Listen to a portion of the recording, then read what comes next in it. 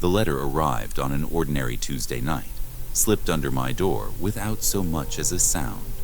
The envelope was jet black, its surface cold to the touch, and sealed with wax bearing an unfamiliar crest. Inside, the message was short and unsettling.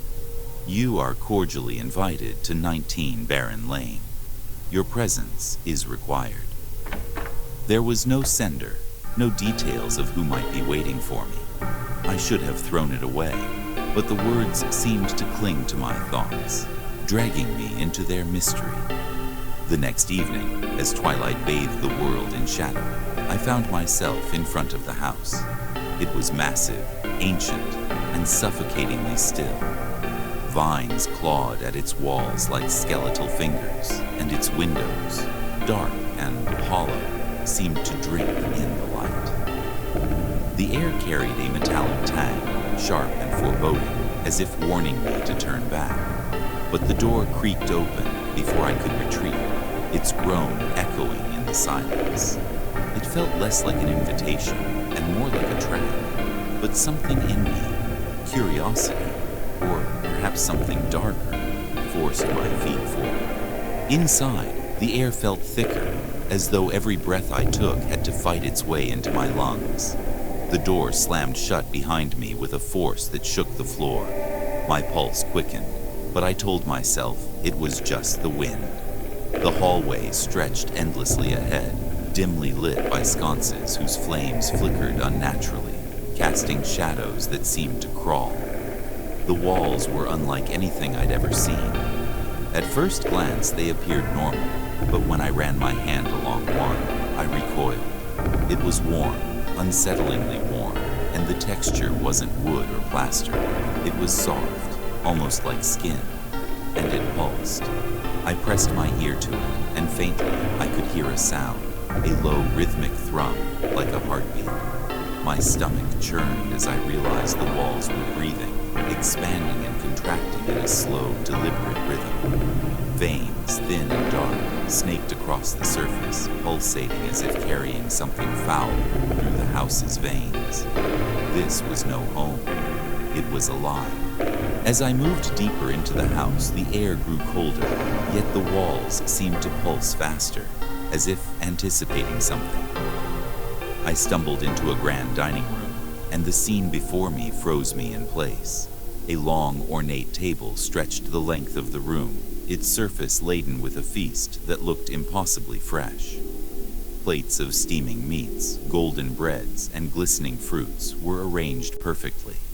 But the chairs around the table were occupied, not by people, but by mannequins. Each one was dressed impeccably in formal evening attire, but their faces were too lifelike. The eyes, the skin, even the faint wrinkles were unnervingly human, and their expressions, some twisted in ecstasy, others frozen in agony, sent shivers down my spine.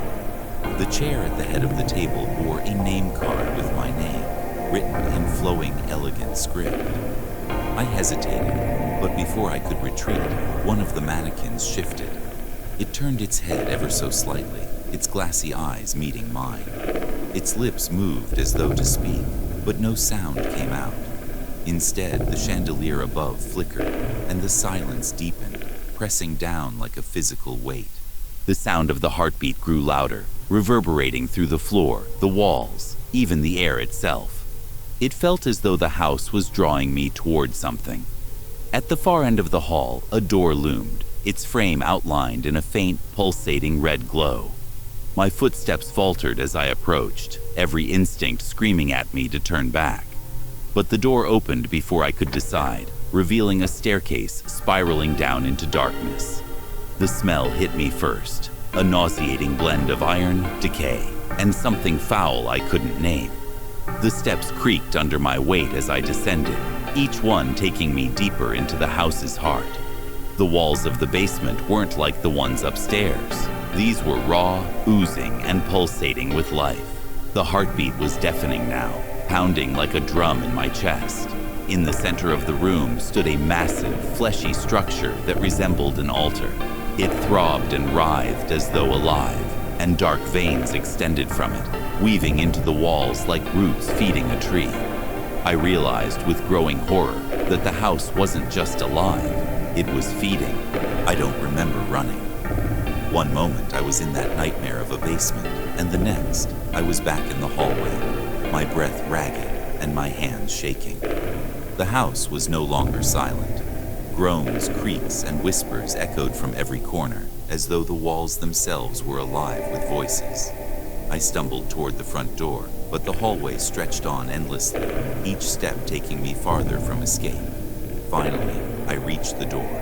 It burst open as I lunged through it, spilling me onto the cold, damp earth outside.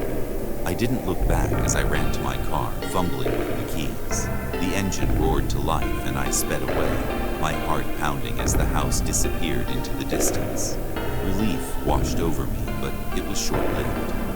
In the rearview mirror, I saw the house again, standing tall and menacing, as though it had followed me. And then, in the back seat, I saw a figure, its face pale and featureless, its hand reaching for my shoulder.